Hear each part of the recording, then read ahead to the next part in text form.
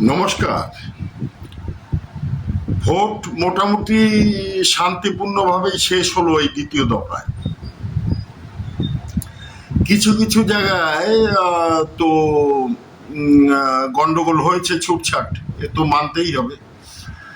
তবুও তুলনামূলকভাবে যথেষ্ট ভালো ভোট হয়েছে। দক্ষিণ চব্বিশ পরগনায় সবচেয়ে বেশি উত্তপ্ত, হুগলিতে সামান্য ছুটছাট, আর নদিয়ায় এক দুই জায়গায়। যাই হোক, খুব গা জ্বলছে দেখছি এই তিনুদের, কারণ এরা এদের পৈতৃক সম্পত্তি মনে করেছিল এই পশ্চিমবঙ্গকে।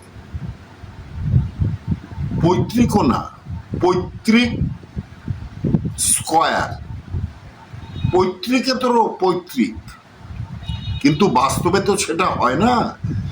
কোনো রাজ্য কারুর পৈতৃক সম্পত্তি হতে পারে না। যেরকম আমাদের প্রাক্তন মুখ্যমন্ত্রী, উনি যে ভাষায় প্রধানমন্ত্রী, গৃহমন্ত্রী, এমনকি রাষ্ট্রপতিকেও সম্বোধন করে থাকেন, তার পরিণাম তো ওনাকে পেতেই হবে।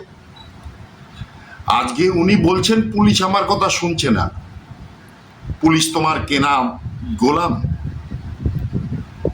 এই পুলিশকে তুমি এত অধম বানিয়ে রেখেছিলে যে এরা তোমার এই দুধেল গাইদের ভয়তে টেবিলের তলায় ঢুকত।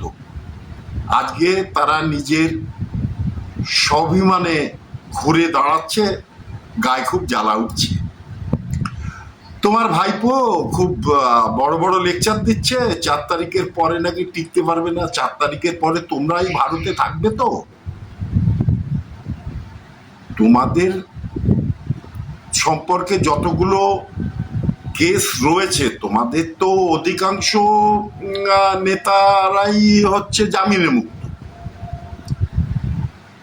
কয়লা থেকে কয়লা, গরু, ছাগল, ভেড়া, মুরগি, হাঁস, কিছুই বাদ নেই। বালি, পাথর, ইট, কাঠ,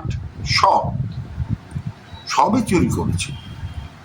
এমনকি করোনার সময়, ওই দুঃসময়ে কেন্দ্রের দেয়া চাল গম গুলো পর্যন্ত চুরি করেছো, তার 75-25 অংশ নিয়েছে। প্যাককে দিয়ে ফেক আইডি, এআই ভিডিও বানিয়ে প্রচার করেছো। এর পরিণাম ভুগতে হবে না? অবশ্যই ভুগতে হবে। ওই বলে না, একটা আঙুল অন্যকে দিলে 3টে আঙুল নিজের দিকে থাকে, সেটা তো ভুগতে হবেই। এটা তোমার পৈতৃক সম্পত্তি নয়। এবার সব হিসেব বেরোবে। আর যারা এই যে ছুটকো মালগুলো খুব লাফিয়ে বেড়াচ্ছ, হ্যাঁ, একটা সম্প্রদায় তৈরি করে ফেলেছ তোমাদের, তোমরাও প্রস্তুত থাকো। সেই নিউটনের গতিসূত্র, ক্রিয়ার প্রতিক্রিয়া, ভুল বললাম না তো? ক্রিয়ার প্রতিক্রিয়া ভুগতে হবে, প্রস্তুত থাকো। অনেক জ্বালিয়েছ মানুষকে। একটু চিন্তা করে দেখো, একটু আয়নায় নিজের মুখটা দেখো, কার সাথে কি ধরনের ব্যবহার করেছো, তার পরিণাম তোমরা ভুগবে না? তাই হয় কখনো? ভুগতে তোমাদের হবে। আর ওই ভাবছো যে ওই রাতারাতি গিরগিটির মতন রং বদলে, দল বদল করে বেঁচে যাবে, সম্ভব না। সেটাও সম্ভব না, কারণ তোমরা যে গিরগিটি সেটা চিনে গেছে সবাই। সতর্ক থাকো।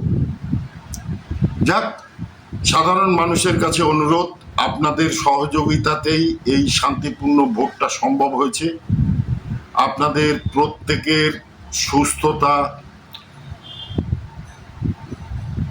দীর্ঘায়ু কামনা করি। সবাই ভালো থাকবেন, সুস্থ থাকবেন। আগামী দিনগুলো এই বাংলার শিক্ষিত ভাই বোনেরা যেন তাদের উপযুক্ত সম্মানটুকু তারা পায়, এইটুকু আপনাদের কাছে অনুরোধ। আর যারা বড় বড় লেকচার মারছেন, এই তির্যক কথাবার্তা বলছেন, এগুলো আপনাদের ফেরত যাবেই। আয়নায় টর্চ মেরে দেখবেন, সেই আলো প্রতিফলিত হয়ে আবার আপনার দিকেই আসবে, সেইভাবে প্রতিফলন হবে। আপনাদের প্রত্যেকের ব্যবহারের প্রতিফলন আপনারা পাবেন।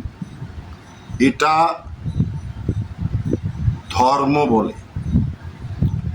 আমরা সনাতনী, সনাতন ধর্মে বিশ্বাসী, সনাতন শান্তির ধর্ম। কিন্তু আমাদের কাছে ধর্ম রক্ষার্থে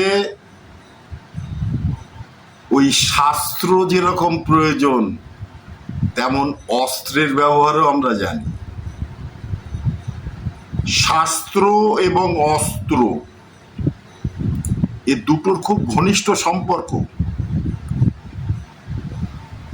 আপনারা যে তিক্ততা তৈরি করেছেন মানুষের মনে, তার পরিণাম আপনাদের ভুগতে হবে।